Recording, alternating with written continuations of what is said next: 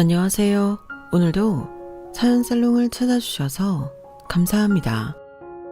저는 결혼 생활 10년 만에 이혼을 결심했다가 다시 마음을 바꾼 30대 후반 여성입니다. 저도 내일 모레면 40줄에 들어가는데 타고난 천성이 모질지 못하고 무른 편이에요.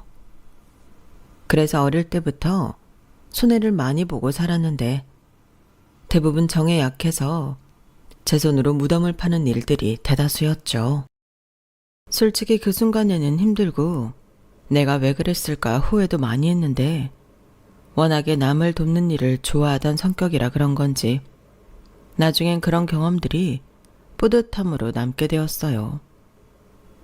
그러니 남들 눈에는 착한 호구처럼 보였을 수도 있는데 제가 좋아서 하는 일이니 어쩔 수 없었죠. 그리고 그런 제 성격에 맞춰 선택한 직업도 사회복지사였는데요.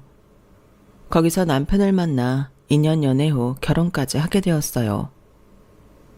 남편은 공무원으로 서로 연계해서 일을 하다 마음이 통하게 되었죠. 남편은 제가 일을 하는 모습에서 진정성이 느껴져서 좋아하게 됐다고 했어요. 그러면서 자기 이상형이 착한 여자라고 했는데 솔직히 그때는 내가 착한가? 의아하게 생각하게 되었죠. 그래도 뭐 제가 좋다고 저한테 잘해주니 저도 나쁘지 않았는데요. 그렇게 좋은 마음으로 보다 보니 저도 그 사람을 이성으로 좋아하게 되었죠. 그러면서 이 사람과 결혼해야겠다고 결심하게 된 계기가 또 있었는데 그건 바로 천사표 시어머니를 뵙고 난 후였어요.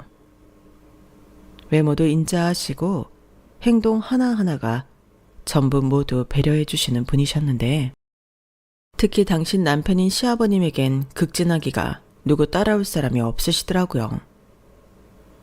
시어머니는 자나깨나 시아버님 걱정밖에는 없으셨는데 그래서인지 당신이 아파 병원에 있을 때도 늘 시아버님이 식사를 못 하셨을까, 다른 불편한 것들이 있을까 그 걱정뿐이었어요.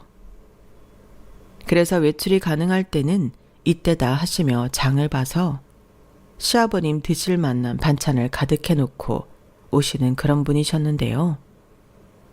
솔직히 굳이 저래야 할 필요가 없는데 왜 그러실까 하기도 했지만 그 마음이 뭔지 이해가 갔어요. 또한 늘 남만 챙기던 저에겐 유일하게 저를 챙겨주신 분이 시어머니셨는데요. 그래서 제가 시어머니를 참 좋아하고 많이 따랐죠. 어떻게 보면 시어머니가 좋아서 결혼을 결심했다고 해도 과언이 아니었는데 저런 분이 키운 남편이라면 좋은 사람이 분명하다고 생각했어요. 그리고 사는 내내 남편에게 딱히 실망하거나 서운했던 적도 없었는데요. 아마도 그건 시어머니가 늘상 저희 남편한테 하셨던 잔소리 덕분이었어요. 너는 항상 네 처한테 잘해야 한다. 너 하나 믿고 시집와서 저렇게 많은 일을 하는데 얼마나 미안하고 고맙니? 그러니까 너는 늘 고맙다고 하고 늘 수고한다고 말해줘.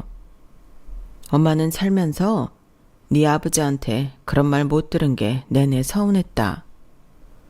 말 한마디에 천냥빚 갚는다고 그게 뭐 어렵다니? 너는 네 아버지처럼 그러지 말고 네 처한테 늘 표현하고 살아. 이건 엄마 부탁이야. 이렇듯 저희 시어머니는 당신 며느리인 제가 서운한 게 쌓이고 힘들어서 부부 사이가 나빠질까 우려하시며 이런 식의 말씀을 남편한테 자주 하셨는데요. 그러려고 한 건 아니지만 그 횟수가 적지 않다 보니 저도 종종 엿듣게 되었어요. 저희 남편이 시어머니 성격을 많이 닮아서 자기 엄마가 하는 말을 잘 들었거든요. 그래서 그 덕에 남편과도 아무 문제 없이 살았는데요. 부부가 사이가 좋으니 아이도 셋이나 낳게 되었죠. 딸, 아들, 딸 이렇게 복작복작하게 살고 있거든요. 그런데 여기서 가장 큰 문제는 자기 손으로 아무것도 하지 않는 시아버지셨는데요. 제가 가장 좋아하고 존경하는 시어머니지만 이건 시어머니 잘못이 확실하다고 생각해요. 당신이 남편을 너무 사랑하고 극진하게 모신 탓에 길이 아주 잘못 드셨거든요. 그리고 시어머니가 건강하실 때는 괜찮았지만 아프신 이후에는 문제들이 왕왕 터지기 시작했는데 시아버님은 당신 아내가 폐암에 걸려 병원에 있을 때도 철없이 당신 걱정만 하시는 분이셨습니다. 당장 아내가 없으면 할 수 있는 게 없으니 그거 가지고 징징거리셨던 거죠. 아니, 당신이 병원에 있는 동안 그럼 나는 어쩌란 말이야? 내 밥은? 내 빨래는? 아유, 그럼 어떡해요. 병원에서 수술 안 받으면 죽는다고 하는데 나라고 뭐 마음이 편해서 입원하나? 밥이랑 반찬이랑 해서 냉장고에 넣어 놓을 테니 전자레인지에 돌려서 먹고 가끔은 밖에서 사 드세요. 빨래야 내가 퇴원하고 할 테니까 세탁실 바구니에 넣어 놓고요. 아니 언제 올 줄 알고 빨래를 모아 놓으라고 해. 그럼 어째요? 당신이 세탁기 돌리는 방법을 배우던가요. 이 사람이 정말? 그건 당신 일이잖아. 진짜 너무하네요. 내가 뭐 어디 좋은 데 놀러 가요? 아픈 사람 걱정은 한 번도 안 해주고 뭐가 그렇게 불만이 많은데요? 그럼 빨래는 세탁소나 빨래방에 가져다 줘요. 왜 화를 내? 그러게 누가 아프라고 했나? 자기 몸 건강은 자기가 챙겨야지. 왜 자기가 아픈 걸 가지고 나한테까지 피해를 줘?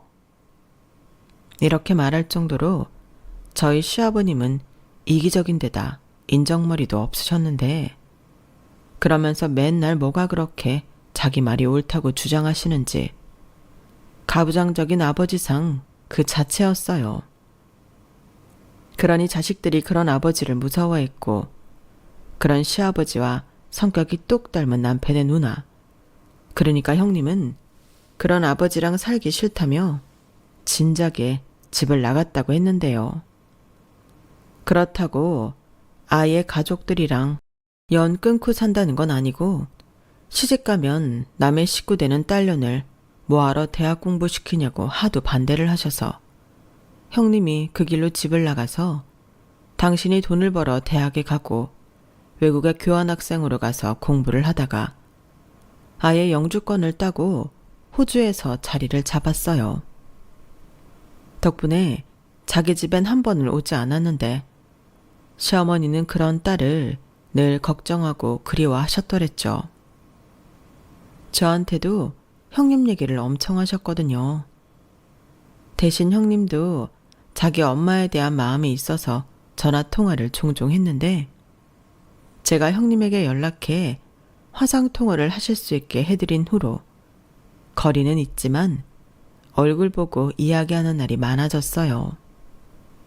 그 때문에 시어머님이 저에게 참 고마워하셨는데 똑소리 나는 형님을 보며 저 멀리 떨어져 있긴 하지만 다행이라는 생각이 들었죠. 같은 여자지만 정말 멋있더라고요. 다만 시집갈 생각이 없다고 해서 시아버님은 또 그게 못마땅스러웠지만 당신 집에서 밥을 축내고 있는 것도 아니니 딱 거기까지였어요. 물론 해외 나가서 돈을 벌면 여기보다는 많이 벌 텐데 그럼 부모한테도 좀 보내고 해야 하는 거 아니야? 지가 누구 덕에 세상 빛을 봤는데 내 딸이지만 진짜 정한가?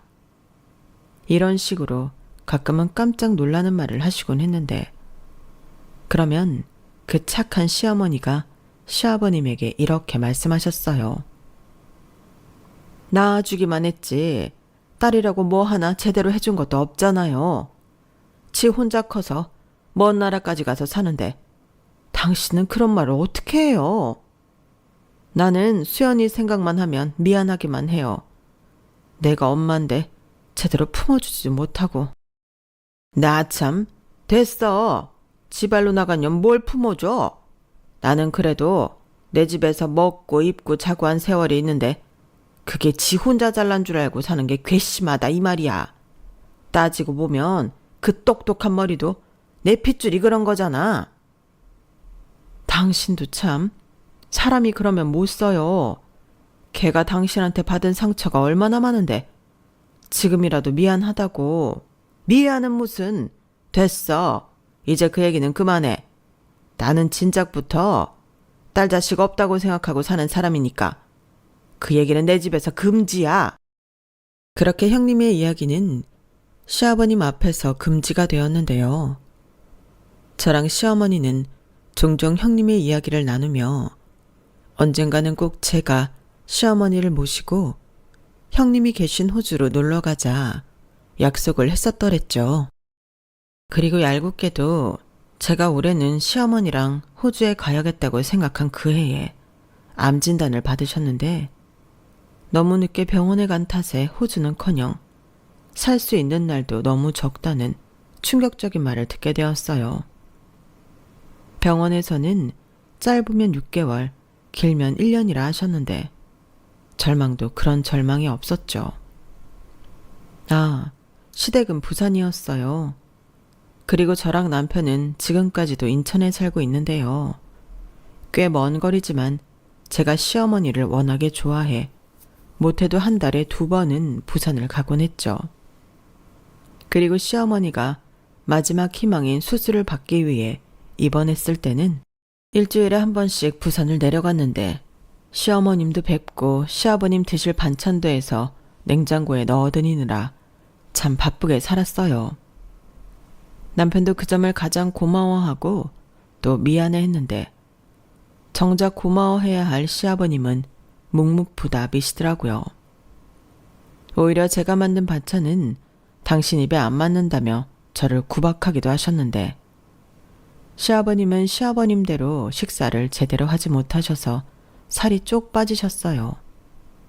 그러면서 애처럼 병실에 누워 계신 시어머니한테 자기 힘들다고 빨리 집에 오라고 조르기만 하셨는데 그래서 제가 더 인천과 부산을 오가게 되었던 거죠. 시어머님이 시아버님 걱정을 너무 많이 하시니까요.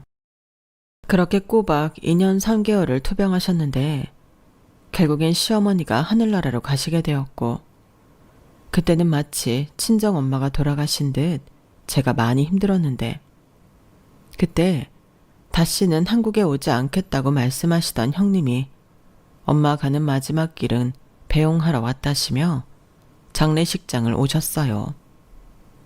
그리고는 상주인 남편 옆에서 힘들어하는 저 대신 꾸준히 일을 힘들다는 말 한마디 하지 않으시고 하셨는데 나중엔 제가 다 민망하고 죄송했죠. 저는 며느리고 형님이 딸이었으니까요. 하지만 형님은 올케가 있어서 정말 다행이었지. 그동안 딸도 없는데 올케 혼자 우리 엄마 병간호하고 구제불능 영감 할아버지 케어하느라 고생했지? 말 안 해도 내가 다 알아. 그래서 나는 석현이 쟤보다 올케한테 미안하고 늘 고마웠어. 이번에도 엄마 때문에도 온 건 맞지만 올케 보려고 왔지. 근데 지금 보니까 나보다 올케가 우리 엄마한테는 더 딸이었네. 올케 정말 고마워. 우리 엄마 옆을 지켜줘서 너무 고마워. 라고 말하며 마지막에 눈시울을 붉히셨는데 내내 눈물 한 번 안 보이던 형님이라 저도 남편도 그때는 덩달아 또 울게 되더라고요.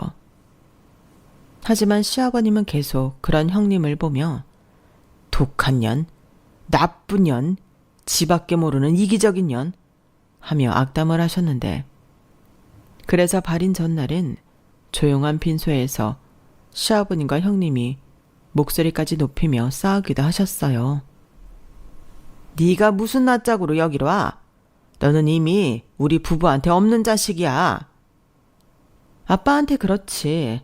나는 엄마랑 계속 연락하면서 잘 지냈어요. 이번에도 내가 뭐 아빠 때문에 온 줄 알아요? 그래. 네가 뭐 언제 나를 챙기기나 했냐? 그래. 네 엄마 이제 죽고 없으니까 너랑 나랑도 볼 일 없지. 잘 아시네. 그러니까 괜히 가만히 있는 사람 건드리지 말고 며느리 괴롭히지 말아요. 세상에 엄마 같은 여자가 어딨어? 아빠는 엄마 아니었으면 이혼당해도 몇 번을 당했을 거야. 뭐야? 내가 어디가 어때서?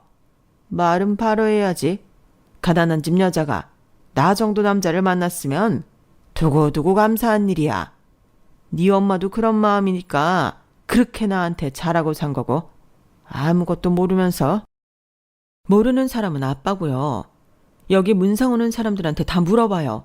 아빠가 어떤 사람인지. 이게 정말? 너 지금 나랑 해보자는 거야 뭐야?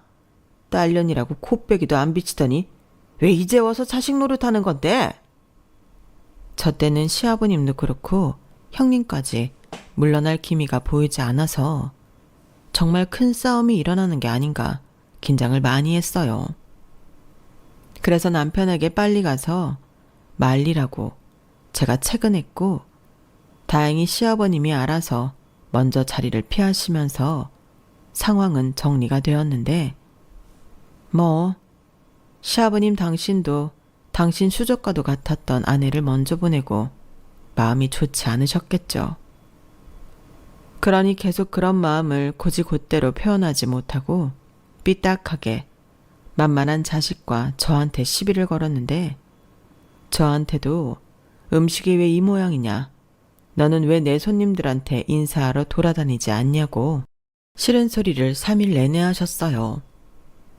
그리고 장례식의 모든 절차가 끝나고 집에서 마지막 식사를 하는데 형님은 벌써 돌아가는 비행기를 예약했다고 떠나셨고 시아버님은 이젠 정말 혼자다 싶으셨는지 저희 부부에게 넌지시 합가 이야기를 하시더군요. 합가요? 아버지, 그럼 하시는 일은 어쩌시려고요? 은퇴까지 뭐 얼마나 남았다고. 나는 미련 없다. 이참에 여기 다 정리하고 니들이랑 같이 살았으면 하는데 안 되는 거냐? 안 된다기보다 너무 갑작스러운 일이라. 남편은 저렇게 말하고 제 눈치를 살피는 것 같았어요. 그리고 저는 시어머니는 몰라도 시아버님을 모시고 산다는 건 상상도 하지 못한 일이라 선뜻 말을 하지 못했는데요. 일단 시아버님이랑 한 집에서 살면 저도 저지만 다 큰딸이 너무 불편해할 것 같았어요. 저기 천천히 생각해 보는 게 어떠세요? 여기 정리하는 것도 한순간에 할 수 있는 게 아니잖아요. 저희도 좋은 방법이 있는지 생각해 볼게요. 생각은 뭘 해? 그럼 나더러 혼자서 밥해 먹고 청소하고 살라는 거냐? 내가 그런 걸 어떻게 하냐고. 나는 전기밥솥에 밥하는 방법도 모른다. 그럼 매 끼니를 몸에도 안 좋은 식당밥을 먹으리? 일단 제가 자주 왔다 갔다 하면서 최대한 불편함 없으시도록 해볼게요. 그래요, 아버지. 너무 갑작스럽게 이러시면 우리도 우리지만 애들도 불편하죠. 은우도 지금 한참 예민한데. 기집애가 예민하기까지 하면 어떡해? 그리고 뭐 하랩이랑 살면 병균이라도 없는다니? 듣자 하니까 기분 나쁘게 하네 이것들이. 아버님, 그게 아니고요. 아무래도 조심해야 하니까요. 애들한테도 시간이 필요해요. 또 아버님은 조용히 사시다가 저희 집 오면 부산스럽고 시끄러워서 불편하실 수도 있는데. 불편은 네가 불편한 거겠지. 아무튼 네 마음 잘 알았다. 뭐 마음의 준비가 안 됐다고 하니 나도 뭐 어쩔 수가 없지. 대신 네가 말한 대로 내 집에 네가 자주 와서 먹을 거랑 청소랑 해줘야 하고 가능한 내년에는 합치자꾸나. 민기적거리는 거 내가 딱 싫어하는 거 알지? 네가 알아서 준비하라고. 며느리잖아. 시아버님 말씀은 뭐 저희한테 의중을 물어보시는 것처럼 하셨지만 이미 당신이 그렇게 하기로 마음먹었으니 저희도 그 뜻에 따라야 한다고 생각하는 눈치셨어요. 하지만 아무리 정에 약해 손해보기를 자처하는 저라도 시아버님을 모시고 산다는 게 쉬운 결정은 아니었는데요. 남편한테도 그 점에 있어서는 얘기를 솔직하게 했어요. 나는 자기가 서운할지 모르겠지만 아버님 모실 자신이 없어.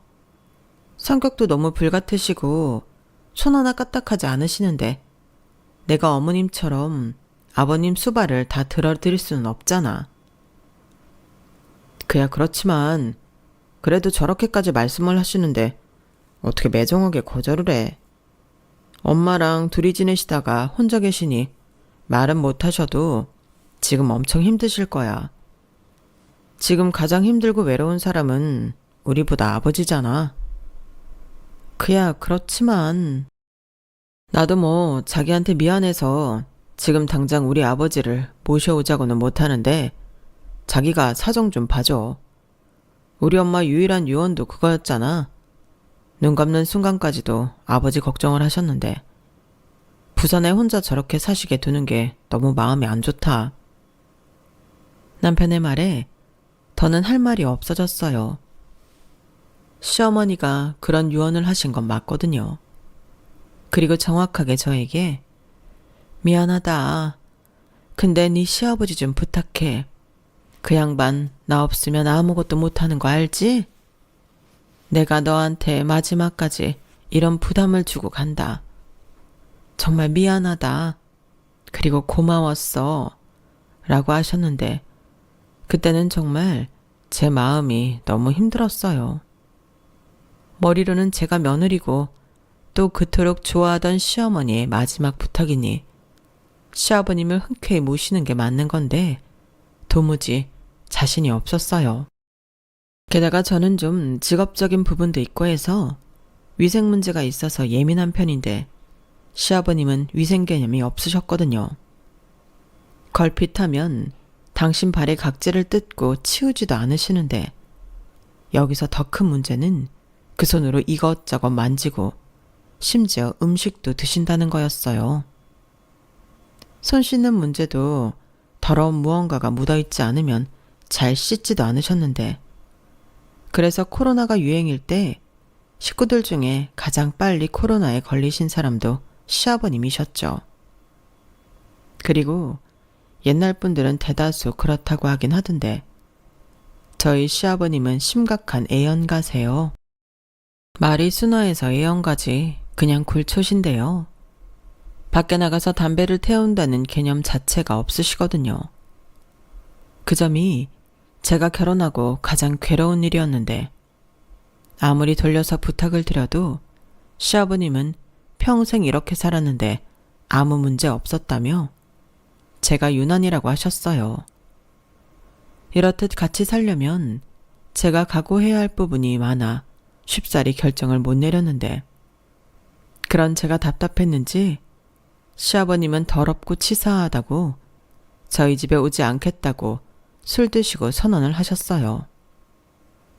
그래서 포기하시고 그냥 부산에서 혼자 살기로 하셨나 했는데 그것도 아니었어요.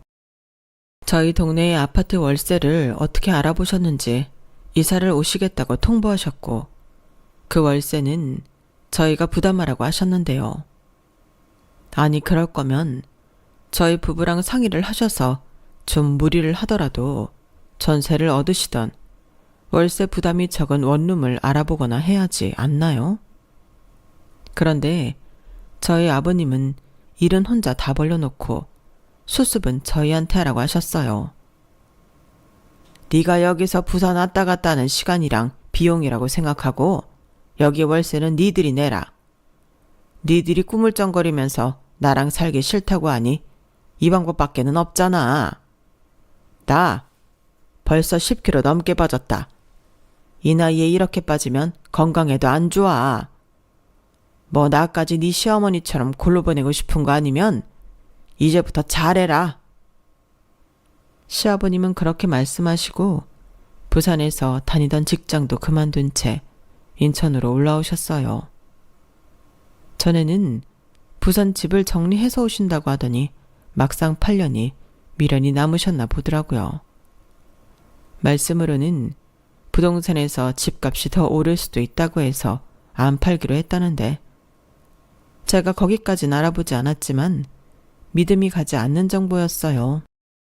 그냥 제 추측에 당신 자산이니 그 집을 팔기 싫었고 퇴직금이랑 이것저것 더하면 아파트 월세 보증금 정도는 되니까 그냥 그렇게 하시기로 한 것 같았어요. 그런데 여기서 또 문제는 그 부산 집 관리도 저더러 하라고 하셨는데요. 이건 뭐 제 일만 늘어난 거죠. 집에 사람이 안 살면 그때부터 여기저기 문제가 생기는 법이다. 네 시어머니 살던 집인데 관리 소홀로 곰팡이 생기고 거미줄 쳐지는 꼴 보고 싶은 거 아니지? 한 달에 한 번 정도는 내려가서 대청소도 좀 하고 그래. 그리고 명절에는 그 집 가서 지내고 오자. 이렇게 전부 다 통보식으로 전달을 하시니 솔직히 기분은 좋지 않았죠. 하지만 일은 벌어졌고 어찌되었든 한 집에 사는 건 아니니 그 부분에 있어서는 다행이라고 생각하며 상황을 수습하려 했는데 매달 나가는 120만 원이 너무 부담스러웠어요. 그래서 주인에게 말해서 저희가 모은 돈을 전부 털어 전세로 바꿨는데 돈 잃고 기분 좋을 사람은 없잖아요. 정말 우울하고 허탈하더라고요.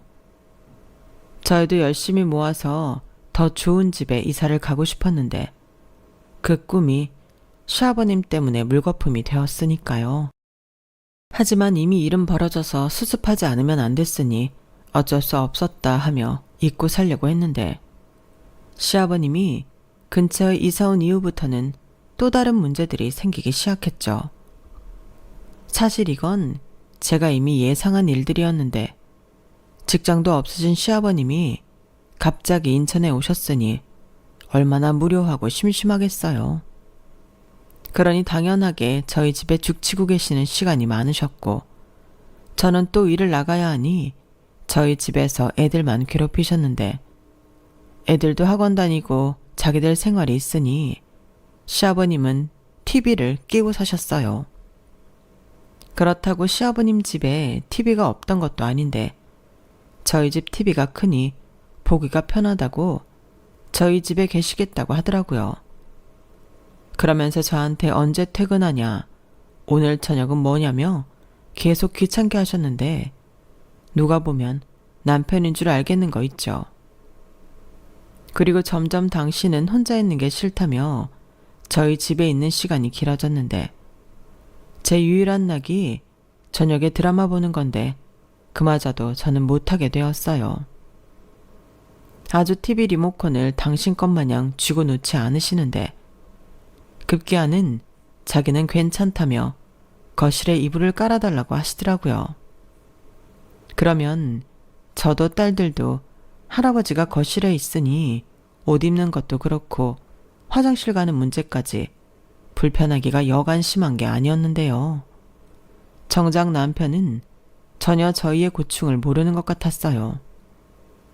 아니, 오히려 이렇게 된 거 그냥 합치는 게 낫지 않냐며 애들 방 하나를 비우자고 헛소리를 했는데 그때는 저도 모르게 정색하며 싫다고 했죠. 저희 아파트가 평범한 구조로 방 3개에 화장실 2개였는데 딸들 방, 아들 방이 있었거든요. 그러면 아들을 데리고 생활을 하자는 거냐? 왜 화장실 편하게 쓰시게 안방을 내어드리지 그러냐? 저도 참다 터지게 되더라고요. 저도 제 자신이 이렇게까지 싫은 표현을 할 수 있는 사람인지 그때 처음 알았는데 사람이 극단으로 치닫다 보니 저절로 그렇게 되었어요. 그도 그럴 게 시아버님은 시어머니에게 잘못 기들여져서 식사를 하시면 꼭 과일이나 차를 마셔야 하는데 입도 어찌나 까다로운지 어제 먹은 과일이나 차는 대놓고 싫어하셨거든요. 그러면 장을 볼 때 시아버님 드실 주전부리와 과일이나 차와 주스 같은 걸 여러 종류 사야 하는데 그 덕에 생활비도 훌쩍 올라갔죠. 그렇다고 시아버님이 저한테 생활비를 따라주시는 것도 아니셨는데 저희 사정은 생각지도 않고 시아버님의 요구사항은 점점 많아졌어요. 그리고 그것보다 더 심각했던 건 시아버님의 더러운 습관이었는데요. 앞서 말한 대로 발 만지시고 손 안 씻는 건 기본이고 화장실을 쓰고 나오면 변기며 바닥에 노랗게 흔적을 남기시는데, 이게 낮에 그런 흔적을 남기시면 저녁 때는 그 냄새가 정말 싫었죠. 가정집 화장실에서 공중 화장실 냄새가 난다는 게 말이 되냐고요. 오죽하면 딸들은 거실 화장실이 더럽다며 안방 화장실만 썼는데, 시아버님이 그럴 때마다 딸들에게 지 엄마 닮아서 유난을 떤다며 호통을 치셨어요. 그리고요, 그뿐만이 아니었죠. 아무래도 옛날 분이셔서 딸들보다는 아들아이를 예뻐하셨는데, 다행히 저희 아들이 순한 편이었거든요. 그래서 할아버지가 옆에 오라고 하면 싫어도 가서 대화 상태도 되어드리고 심부름도 잘 하는데, 문제는 당신 발을 만지고 그 손으로 저희 애 얼굴을 만지고 급기야 주전부리도 그 손으로 먹이려고 하신다는 거였어요. 저희 애들이 저 때문에 그런지 위생육관에서는 정말 예민하거든요. 그래서 아들애가 순간적으로 할아버지 더러워요 라고 그 손을 밀쳤던 모양인데, 그것 때문에 집안이 발칵 뒤집어졌어요.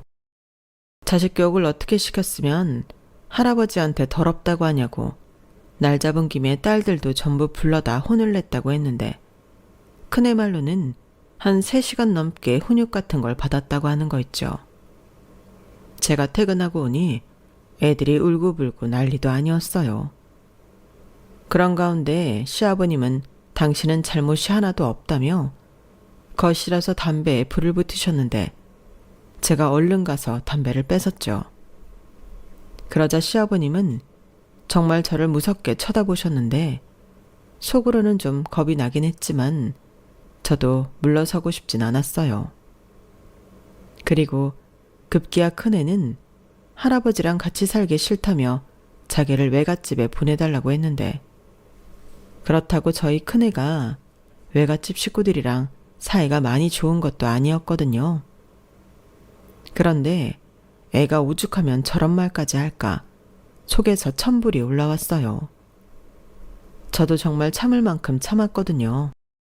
그렇게 불편한 생활을 한 지 어느덧 5개월이 넘어가고 있었는데, 말이 5개월이지 주말 평일도 없이 반합가를 하며 살았기 때문에 저에겐 5개월이 아닌 5년, 아니 50년처럼 느껴졌어요.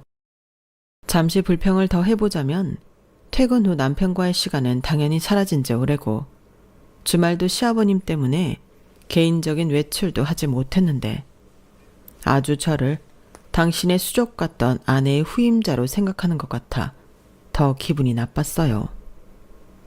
그래서 더는 이렇게는 못 살겠다 싶어 저도 시아버님에게 계속 이렇게는 지낼 수 없으니 저희 집에 오실 때는 저희 집의 규칙대로 개인 위생 신경 써주시고 음식이나 이런저런 불편 갖지 마시라고 결혼하고 처음으로 저도 욕을 하는 걸 하게 되었는데요. 시아버님이 아주 뒤로 넘어갈 듯 기함을 치셨죠. 어디 며느리가 하늘 같은 시아버지한테 이래라 저래라 명령질을 하냐며 저더러 정신이 나갔다고 하셨어요. 그러면서 제 정신 상태를 고쳐주겠다고 2팔을 걷어 올리시는데, 그 모습은 정말 어이가 없었어요. 저를 뭐 때리겠다는 건지 그 제스처가 황당하더라고요.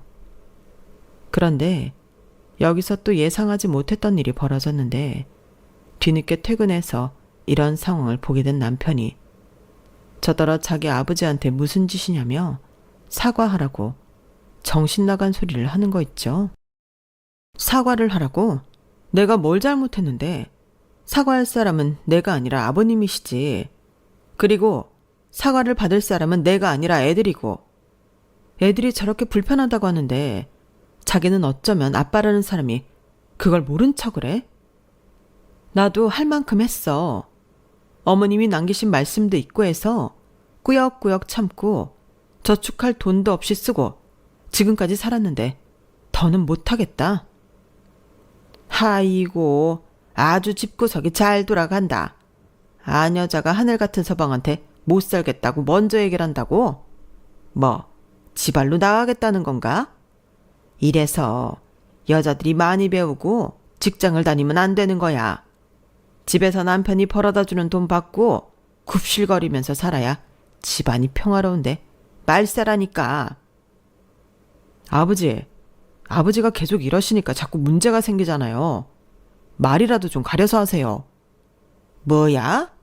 넌 지금 누구 편을 드는 거야? 저러니 애들이랑 네 처가 어느 안전이라고 똥인지 된장인지도 모르고 설치는 거야.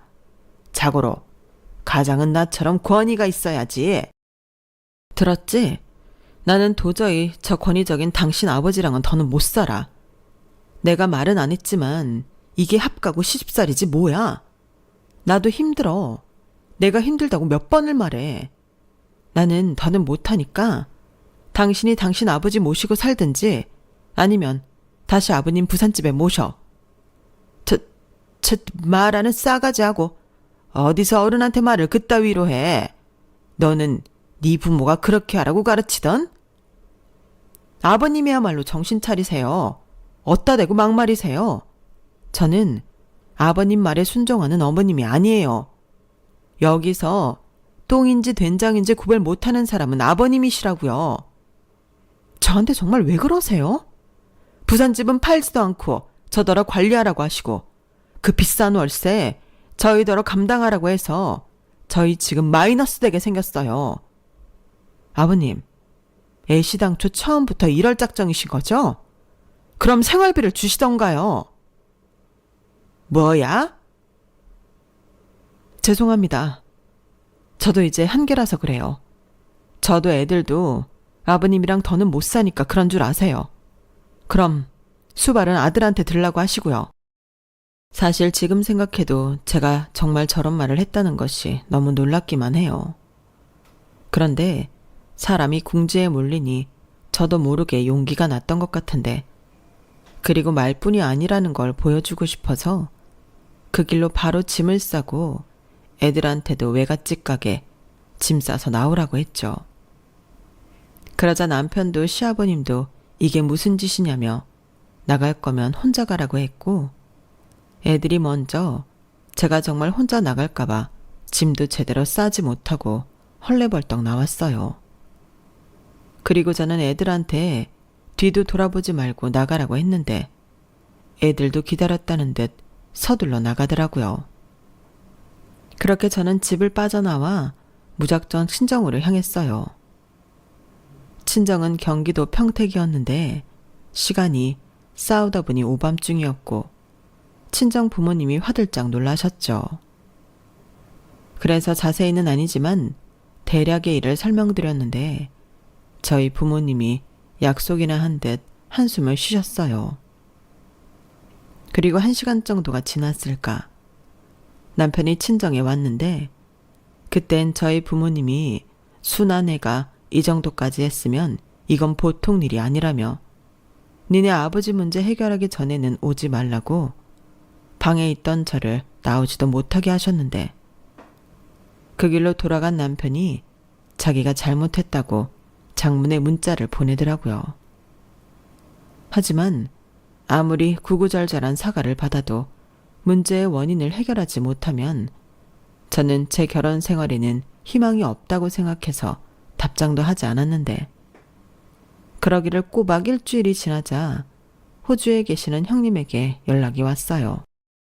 올케, 나야. 나 한국 들어왔다? 네?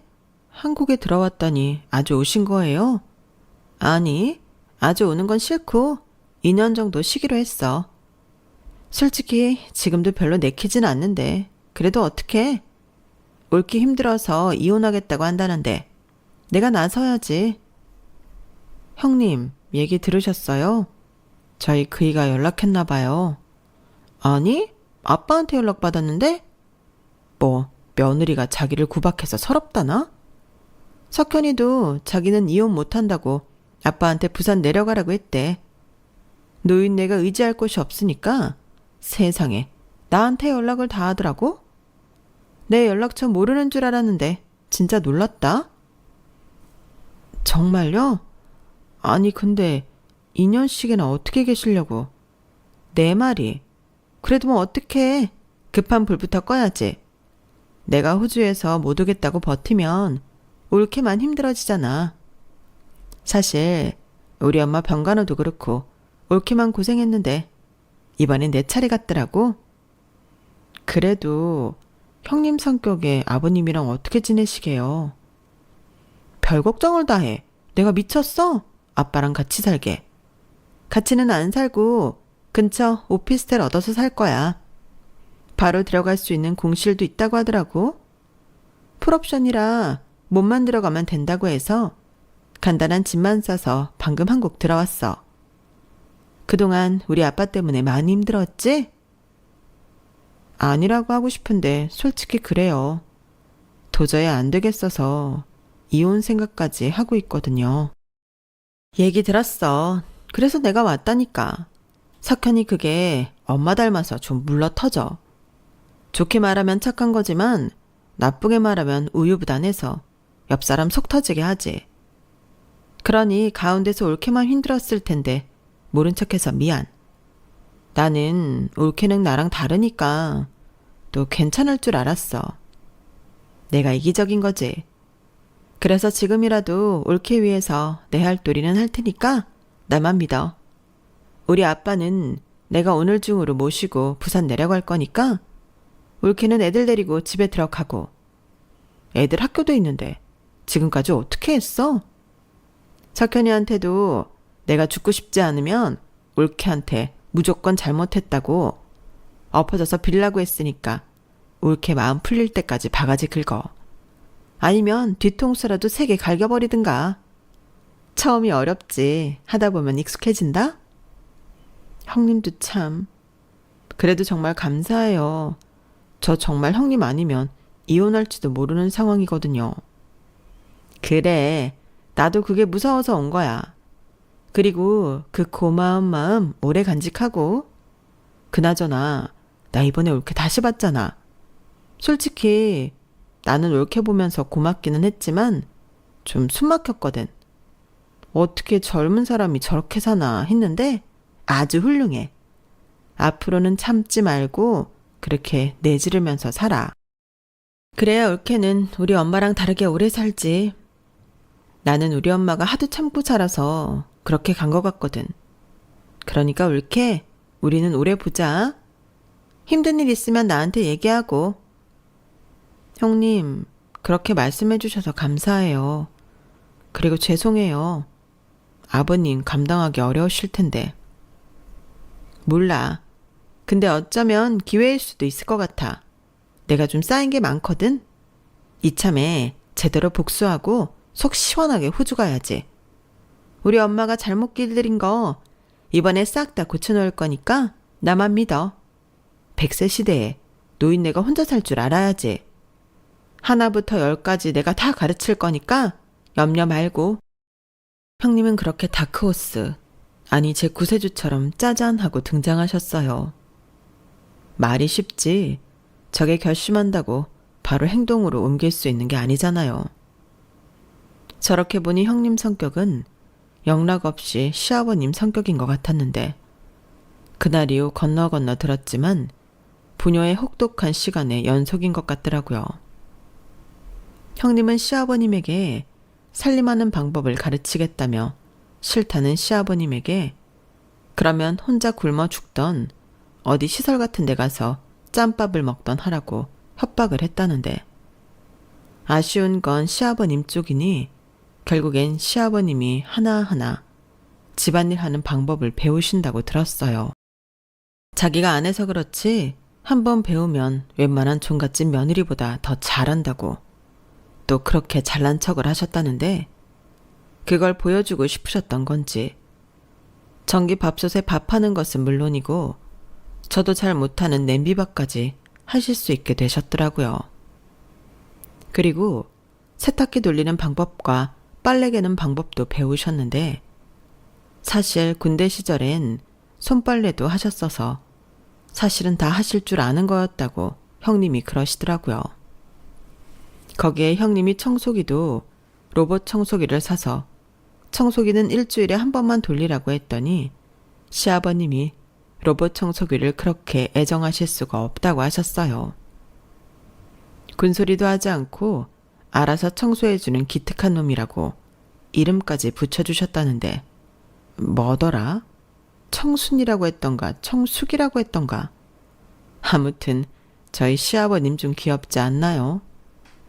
거기에 제가 제일 극혐했던 위생 개념도 형님이 아주 철저하게 교육을 시키셨는데 사실 이건 저 때문에 더 빡세게 가르치셨다고 하셨어요. 그래서 제가 남편의 사과를 받고 또 다시는 그러지 않겠다는 약속과 함께 화해를 한 뒤 시아버님이 어떻게 지내시나 궁금해서 그해 명절을 며칠 앞두고 부산집에 내려갔는데요. 집이 아주 반짝반짝 하더라고요. 일단 불필요한 살림살이를 형님이 전부 버렸다고 했는데 집이 한층 더 깔끔하더라고요. 그리고 기본적인 밥이랑 찌개 몇 가지, 거기에 밑반찬도 손수 만드실 수 있게 되었다는 아버님은 근황에 제가 입이 떡 벌어졌는데 그때였어요. 형님이 눈치를 주니 시아버님이 저에게 차마 당신 입으로는 못하겠다며 편지를 주셨는데 거기엔 구구절절 미안하다는 내용이 적혀 있더라고요. 그리고 그동안 고마웠다며 1,000만 원이 든 봉투를 주셨는데 글쎄 저도 모르게 눈물이 나는 거 있죠.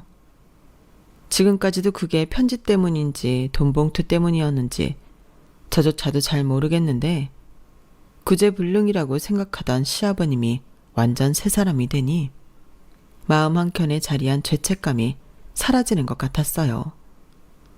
사실은 그렇게 집을 나오고 시어머니에게 너무 죄송했거든요.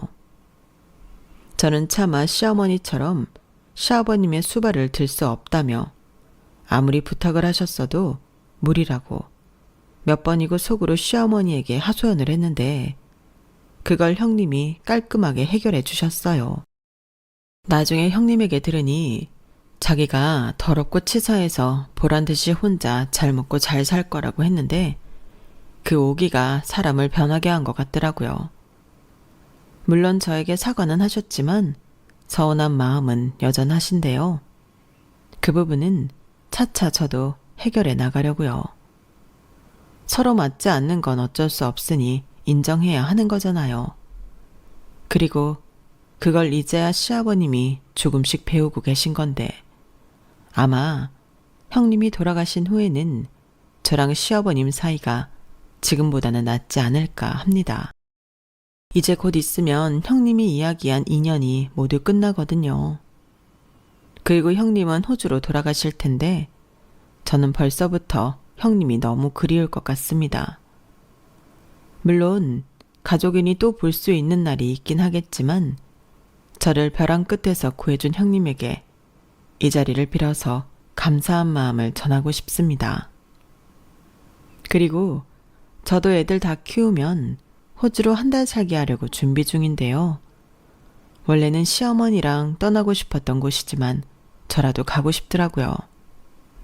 그때는 시어머니 사진도 챙겨서 혼자지만 함께 온 듯 그렇게 늦게라도 약속을 지키고 싶은 마음인데 하늘에 계신 저희 시어머니도 그때는 저랑 함께 해주실 거라 생각합니다. 아울러 너무 늦게 홀로 서기를 배우고 있는 시아버님에게 죄송하지만 앞으로도 쭉 그렇게 화이팅 하시라고 제 마음을 전하고 싶어요. 떨어져 지내니 저도 전화라도 한 통 더 드리고 택배라도 하나 더 보내드리고 싶어지는데 이 정도 거리가 딱 좋은 것 같거든요. 그리고 마지막에 뵙고 왔을 때 보니 이젠 친구분들과 배드민턴도 치고 등산도 다니신다고 하던데 역시 나이 먹을수록 친구가 최고인 것 같아요. 저희랑 계셨을 때는 친구라고는 TV밖에 없었는데 오히려 더 건강하고 좋잖아요. 이렇게 되기까지 형님의 노고가 대단했을 텐데 이 은혜는 저도 두고두고 갚을 생각입니다. 원래 신우랑 올케 사이가 좋기는 어렵다고 하는데 저는 이제 남편보다도 형님이 더 좋거든요. 그리고 할 수만 있다면 조금이라도 시원시원한 형님의 성격을 닮고 싶다는 생각을 하는데요. 저도 딸이 있는 엄마이다 보니 저희 딸이 저처럼은 살지 않았으면 하는 마음이 들었어요. 그리고 이왕이면 고모를 닮아 똑소리 나게 살았으면 좋겠다는 생각이 들었는데 그러려면 저부터 변해야겠더라고요. 그래서 지금은 하고 싶은 말도 참지 않고 하는 습관을 들이며 남편한테도 이것저것 요구하면서 이제사 균형 있는 부부의 생활을 조금씩 하고 있는데 저희 남편은 시아버님과 다르게 잘 따라와줘서 한결 수월해서 다행이에요.